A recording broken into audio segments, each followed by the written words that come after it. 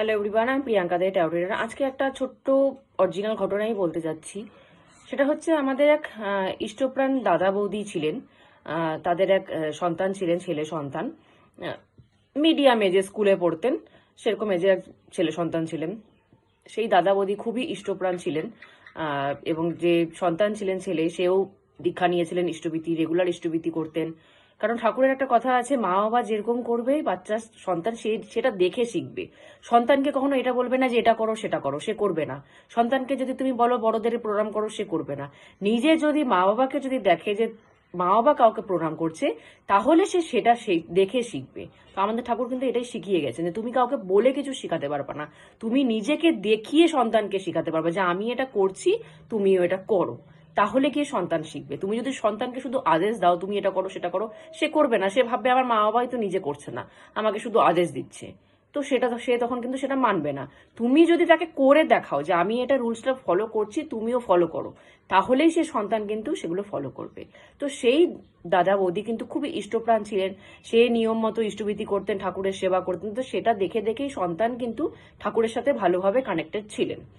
তো তারা খুব মানে ভালো প্রভাবশালী ব্যক্তি ছিলেন, সম্পত্তি দিক দিয়েও ভালো স্ট্যাটাস তাদের ছিলেন।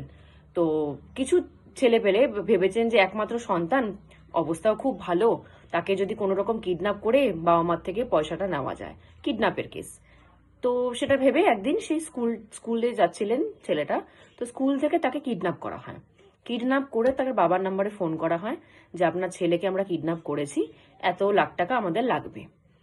তো আর সেই ফোনটা করে যাতে ফোনটা স্ট্রেস না হয়, এখন তো পুলিশের কাছে গেলে ট্রেস হয়ে যায়, তো ট্রেস জানি না হয়, তো মোবাইলটা বন্ধ করে রাখা হয়েছিল যে ট্রেস জানি কোনো রকম ভাবে করতে না পারে, লোকেশন ট্রেস জানি না হয়।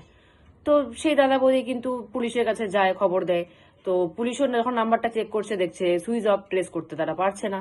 তো সেই বৌদি খুব ঠাকুরের মানতেন। তো তো সে ঠাকুরের কাছে বলছিলেন যে সন্তানের জানি কোনো ক্ষতি না হয়, তুমি দেখে নিও, কিন্তু যেখানেই আমার সন্তান আছে খুব ভালো মতো জানি বাড়িতে ফিরে আসে। ঠাকুরের প্রতি এতটা ভক্তি শ্রদ্ধা। তো সেই ছেলেটা কি সারা রাত্রি তার কিডন্যাপাররা রেখে দেয়। পরের দিন সকালবেলায় সেই টাকা নেওয়ার ব্যাপার ছিল, যে ফোন করে তারা লোকেশনে আসতে বলবে, টাকা দিয়ে দিবে। তাদের কোনো কুমতলবও ছিল যে টাকাটা নিয়ে নেওয়ার পরেও তারা ছাড়বে না, এরকম একটা কুমতলবও ছিল তাদের। তো পরের দিন সকালবেলা যখন ঘুম থেকে উঠেছে ছেলেটার তো ইষ্টভীতি করার নিয়ম, রেগুলার উঠে আমরা ঘুম থেকে উঠে আমরা ইষ্টভীতিই করি। তো তার কাছে তো পয়সা ছিল না। তো সে একজন কিডন্যাপারের কাছ থেকে পয়সা চেয়েছিলেন যে আমাকে 1 টাকা দাও, আমি ইষ্টভীতি করবো, ঠাকুরের ইষ্টভীতি আমার করতে হবে, আমার একটা রেগুলার নিয়ম। তো সে সেটা শুনে হাসছেন যে ঠাকুরকে ডাকবি তুই, এত ওর মরা বাচ্চা এখন আমাদের হাতে আছে, ঠাকুরকে তুই পয়সা দিয়ে ডেকে কি করবি? সে হাসছে। তো ছেলেটা যেহেতু ইষ্টভীতি করার নিয়ম, ইষ্টভীতি না করে ও জল পর্যন্ত মুখে দেবে না, কি করে ইষ্টভীতি করবে খালি হাতে? পয়সা তো নেই। এতটা বুদ্ধিমান ছেলে যে পয়সা নেই তো কি হয়েছে, এই পৃথিবীতে সবই তো ঠাকুরের, শুধু পয়সা দিয়ে করতে হবে, আমার কাছে পয়সা নেই তাই বলে কি আমি ইষ্টভীতি করবো না? সে কি করেছে, হাওয়া নিয়েছে হাতের মধ্যে, হাওয়াটাকে ধরে আনছে, হাওয়াটাও তো তোমারই ঠাকুর, এটাই তোমাকে দিয়ে আজকে ইষ্টভীতি করবো। সে হাওয়া নিয়ে হাতে ইষ্টভীতি করেছে। সেই ইষ্টভীতিটা করার পর হাওয়াটা ঠাকুরকে দান করেছে যে আমি আজকে হাওয়া দিয়ে ইষ্টভীতিটা করলাম, ঠাকুর তুমি সেটাই গ্রহণ করো, আমার কাছে তো আর কিছু নেই তোমাকে দেওয়ার মতো। তো সেই ইষ্টভীতিটা কিছুক্ষণ পর সে এটা বুঝলো যে তার আশেপাশে 2-3 জন যে লোকজন ছিল, তাদের মধ্যে 2 জন বাইরে শহরে গেছে কোনো কাজে। আর যে 2 জন ছিল, 4 জন টোটাল ছিল। আর যে 2 জন ছিল, সেই 2 জন এতটা মদ খেয়েছে, নেশাগ্রস্ত হয়ে তারা বাইরে ঘুমিয়ে পড়েছে। এই চান্সে কোন রকম ছেলেটা বুঝতে পেরে যে আশেপাশে কোনো আওয়াজ শুনছে না, তার মানে কেউ নেই, আস্তে করে শুধু দরজাটা খুলে যখন দেখছে 2 জন বাইরে নেশাগ্রস্ত অবস্থায় ঘুমিয়ে পড়েছে, সে কোনো রকম মেন রাস্তায় দৌড় দিয়েছে। মেন রাস্তায় দৌড় দেওয়াতে কি হয়েছে, যারা আরো 2 জন যে কিছু কাজে শহরে গেছিলেন, তারা আবার রিটার্ন আসছিলেন। তারা রিটার্ন আসাতে আর ছেলেটা যেহেতু বাইরে বেরোছিলেন, রাস্তায় দেখা হয়ে গেছে।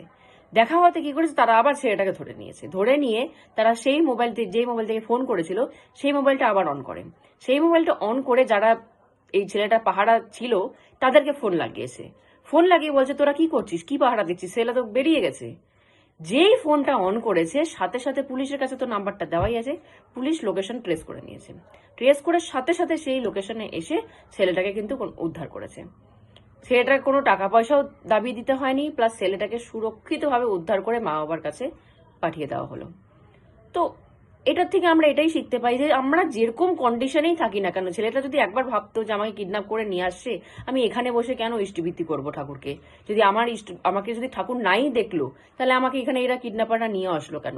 তার মনে কিন্তু একবারের জন্য ঠাকুরের জন্য কোনো কোশ্চেন ওঠেনি যে আমি ঠাকুরের সাথে কানেক্টেড, তবুও আমাকে কিডন্যাপ করে নিয়ে চলে আসলো। এই কোশ্চেনটা কিন্তু তার মনে ওঠেনি। সে কিন্তু ঠাকুরকে কোনোভাবেই কিন্তু দোষারোপ করেনি যে তুমি থাকতেও আমাকে কেউ কিডন্যাপ করে কেন নিয়ে আসলো। কোনোভাবেই দোষারোপ করেনি। দোষারোপ তো করেনি, সে সেরকম কিডন্যাপারদের কাছে আছে, মা বাবা কেউ নেই তার সাথে, অতটুকু বাচ্চা ছেলে, সে কিন্তু ইষ্টভীতি করতে ভুলেনি। সে কিন্তু রেগুলার, যেহেতু তার ইষ্টভীতিটা রক্তে মিশে গেছে, কারণ আমাদের ঠাকুরের একটা কথা আছে, ইষ্টভীতিকে সন্তানের এবং নিজের রক্তে মিশিয়ে দাও। জানি যে পরিস্থিতিতে যে থাকুক না কেন, ইষ্টভীতি ছাড়া জানি কেউ জল গ্রহণ না করে। তো সে ওই কন্ডিশনে, কিডন্যাপ করার কন্ডিশনে পর্যন্ত সে ইষ্টভীতি ভোলেনি। তার মাথাটা এতটা কাজ করছে, সে ইষ্টভীতিটা ভোলেনি। সে হাওয়া দিয়ে ইষ্টভীতি করেছে ঠাকুরকে, তবুও ইষ্টভীতি সে ছাড়েনি। এতটা ভক্তি, এতটা নিষ্ঠা। সেই ইষ্টভীতির কারণে সেই ছেলে কিন্তু একদম সুরক্ষিতভাবে মা বাবার কাছে পৌঁছে গেল। কোনো টাকাও তাদেরকে পে করতে হলো না, কিচ্ছু না। তো আমরা সৎসঙ্গী মানুষ না, প্রতিদিন কারো না কারো মুখে, কারো না কারো, প্রতিদিন সৎসঙ্গী মানুষদের আমাদের জীবনে এগুলো চলতেই থাকে। ঠাকুরের মহিমা আমরা একদম এতটা ফিল করতে পারি যে তাকে কিছু বলেছি আর সে শোনেনি, এটা হতে পারে না। যে তার সাথে কানেক্টেড, সে তার কথা শুনবে না, ঠাকুর তার কথা শুনবে না, এটা হতে পারে না। কিন্তু আমাকে তার রুলসটা মেনটেন করে চলতে হবে। তাহলে গিয়ে সে আমার হাতটা ধরবে, আমাকে টেনে উঠাতে পারবে একটা নোংরা জায়গার থেকে। তাহলেই হবে। না হলে কিন্তু শুধু আমি তাকে মানলাম না, সে আমাকে এসে হেল্প করলো, হবে না। আমার তার রুলস মেনে চলতে হবে, তারপরে গিয়ে কিন্তু সে হেল্পটা করতে পারবে, না হলে সেও কিন্তু হেল্পটা করতে পারবে না। তো যেখানে যে পরিস্থিতি থাকুক না কেন, মানুষের মাথা সবসময় এটাই করতে হবে যে আমি যে পরিস্থিতিতে আছি তা কি হয়েছে, আমাকে ঠাকুরের রুলসটা মেনটেন করতে হবে। আমার পরিস্থিতি ভালো না তো কি, আমাকে সেইখানে বসেও ঠাকুরের কাজটা কিন্তু আমাকে করে যেতেই হবে। সেই ঠাকুরের কাজটা যদি বাদ না পড়ে, তাহলে ঠাকুরও ঠিক তার টাইমে ঠিক সবকিছু কাজ করতে করে দেয়। তো আজকের মতো এখানেই স্টপ করছি। জয় গুরু।